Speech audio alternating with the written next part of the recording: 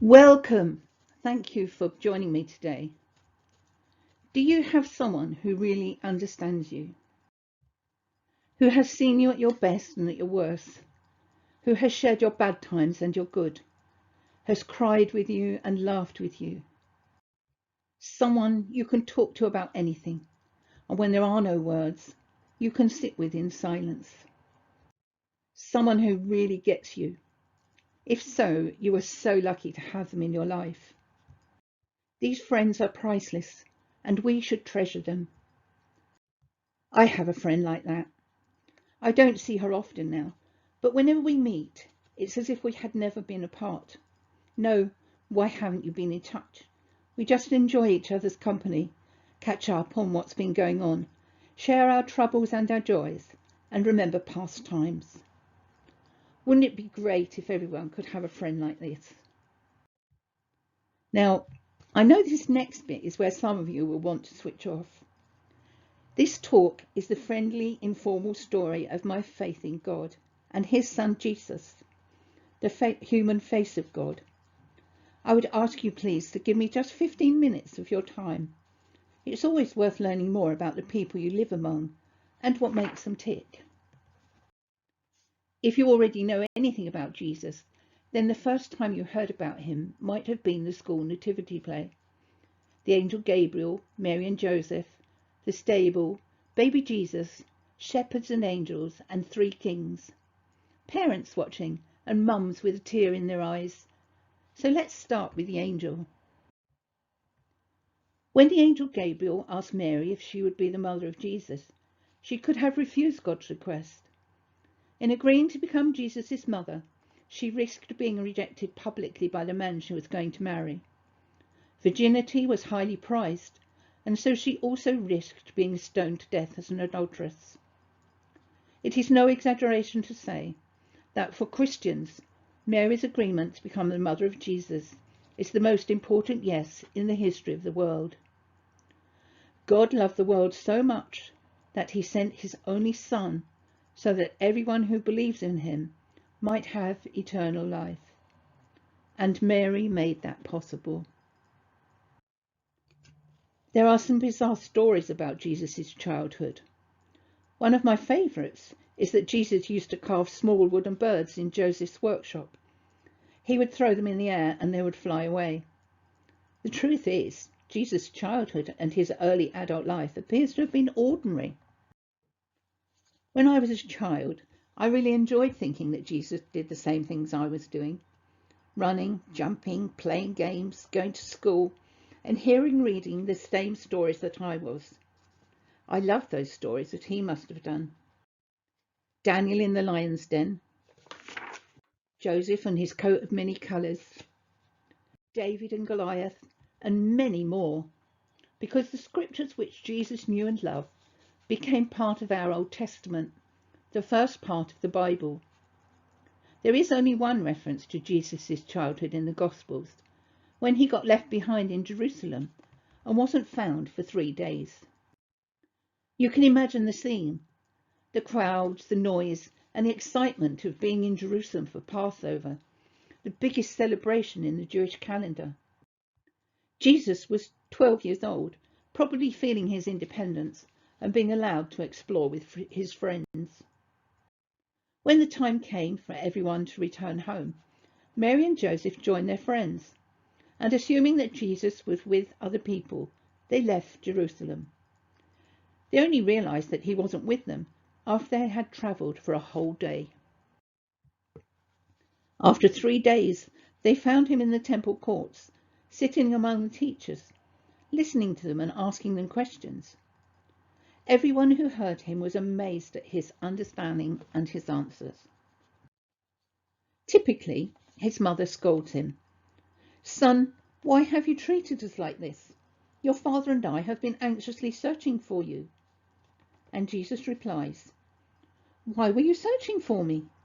Didn't you know I must be about my Father's business?" But they did not understand what he was saying to them. So even Mary and Joseph didn't realize just how different Jesus was. There are other clues to his ordinariness as well. On one occasion, Jesus taught in the synagogue in his hometown, and this was their response.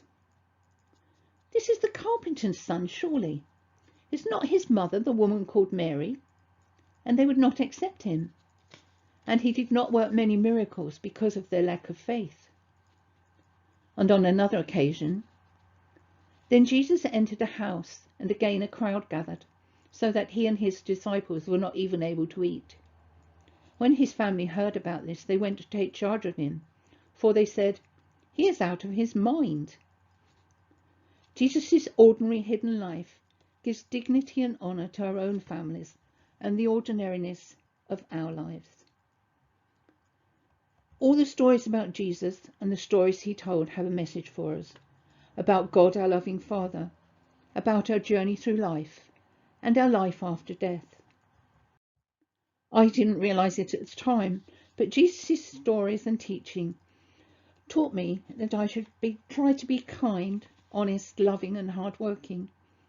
And they taught me above all to love, and that I was lovable. Love is the very centre of the Christian faith. Jesus' message is summed up in his own words. Love the Lord your God with all your heart, with all your soul, and with all your mind. And love your neighbour as yourself. Imagine what the world would be like if everyone followed Jesus' teaching. We can't change the whole world, but we do our best to make a difference in the small corner of the world where we live. Here are two stories that are still very special to me. Each of them, in a different way, changed my life. Jesus looked up and saw the rich putting their gifts into the treasury, and he saw also a certain poor widow putting in 2 mites, the smallest coin. So he said, "Truly I say to you, that this poor widow has put in more than all. For all these out of their abundance have put in offerings for God, but she out of her poverty put in all the livelihood that she had." It wasn't all bad, but I didn't have a happy childhood. I wasn't well cared for. We were short of money. I was lonely despite being one of 5 children, and I was picked on at school. The story of the widow's mite taught me not to be ashamed of my circumstances, over which I had no control. When Jesus looked beyond the widow's circumstances to her heart, I knew that he looked beyond my circumstances to my heart, and that he loved me just as much as he loved everyone else, including you, whatever your circumstances are. You may have heard this next story before.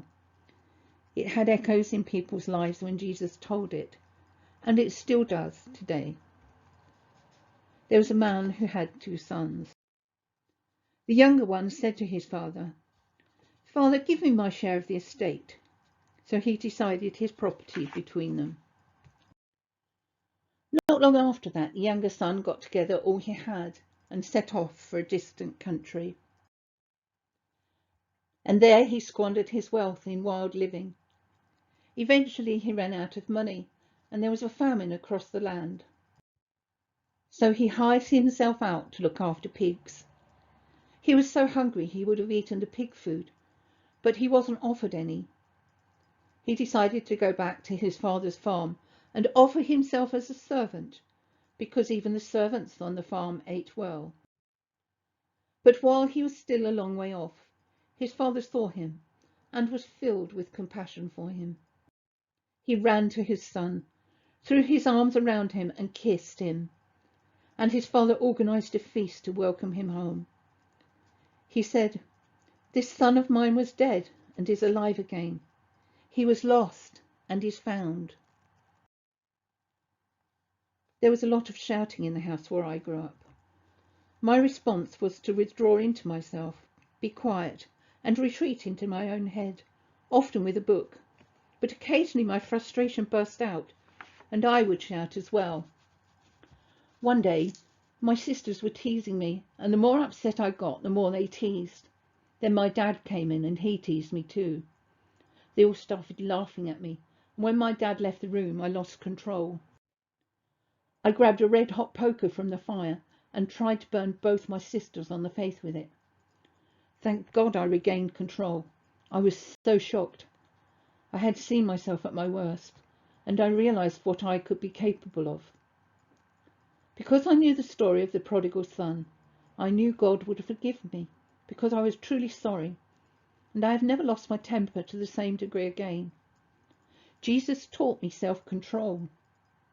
I'm not perfect, no one is, but on the whole, it has meant I have not allowed my feelings to get the better of me and cloud my judgment. The key to receiving forgiveness is true sorrow for our wrongdoing, saying sorry and resolving not to do it again. One of Jesus' disciples asked him how many times he must forgive someone. Jesus told him, not 7 times, but 70 times 7. How much greater is his forgiveness? We all do wrong, but Jesus' forgiveness, like his love, is infinite and is there for us until we take our very last breath. We don't have to do anything to earn it, just to accept it. He understands our weaknesses because he lived among us as one of us. I ask you this time, would you like to know Jesus, who really understands you, who has seen you at your best and at your worst, who has shared your bad times and good times, who has cried with you and laughed with you, someone you can talk to about anything, and when there are no words, you can sit with in silence, someone who really gets you. Jesus has known and loved you from the first moment of your existence, and he is always listening out for your voice. So whether you have never met him before, haven't been in touch for a while, or you are an old friend, why not get in touch? No need to kneel or use fancy words. Just talk to him as you would to a very dear friend, aloud or silently. Talk to him about what is in your heart and in your head, your hopes and fears, your joys and sorrows, your successes and failures, and ask for his help, for you or for someone else. The 2 most effective prayers I have ever said were, God help me, I don't know what to do, and we have got ourselves into a bit of a mess and neither of us knows what to do. Please sort it out for us.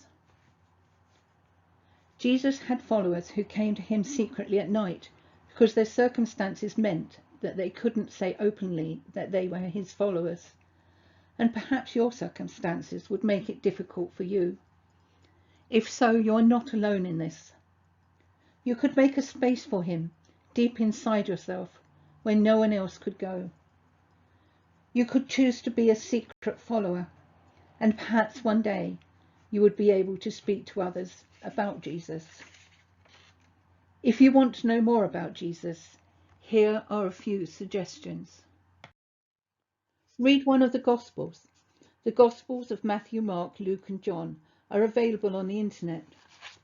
Luke is a good one to start with as it covers the whole of Jesus' story. Talk to a friend who goes to church.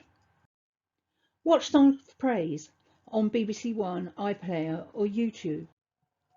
Listen to the stories people tell, the hymns they sing, and look at the expressions on their faces. Notice the different styles of music and the words, from short bouncy choruses and modern hymns, to hymns that echo down the centuries and speak to us with voices from the past, and always with the same message. Visit one or more of your local churches. Some are open during the day, so you can visit when they are empty, and most people get a sense of peace in a church. It's one of the few places that you can experience silence in our busy world. Find out what goes on. Most churches have websites now. Perhaps they serve coffee or run a food bank, a good way to get to know people informally. Go to one of their services and get a feel of whether you are comfortable there. If not, try another one until you feel at home. After all, you would not give up going to pubs if you went to one you didn't like. Phone a church and ask for an appointment to speak to someone. Sign up for a course in a local area or on the internet. No pressure and no commitment. One particular course comes to mind, Sycamore. If you join a local group, it usually starts with shared food, possibly a meal, and includes a DVD and discussion. It gives you space to explore your beliefs and think about questions that really matter. Every few minutes, a question pops up on the screen to get you thinking. Each session involves a thought-provoking film about the big questions of life. The films are beautifully produced in locations around the UK. It is an informal course about the Christian faith and its relevance for life today. It tries to use ordinary language and stories that will be accessible to people and avoid Christian jargon.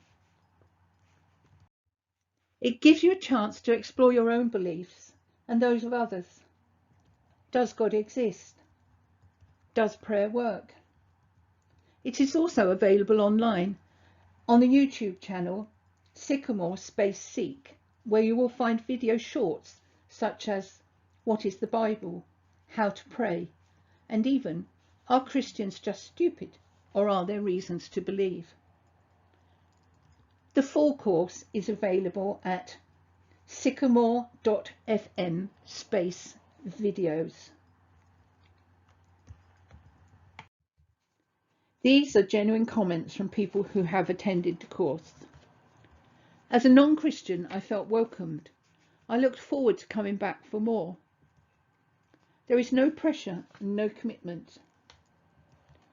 I finally found an opportunity to think about my life. There is also a similar course called Alpha that you may see posters for. Sadly, you should be aware that this video was recorded during the COVID-19 pandemic, so local courses and online groups may not be available until it is over. However, the videos are still available to view online. Jesus is closer to me than anyone else ever could be, and I can't remember not having him in my life. He is as real to me as you would be if I met you. However, in case you are wondering, Jesus was a real person.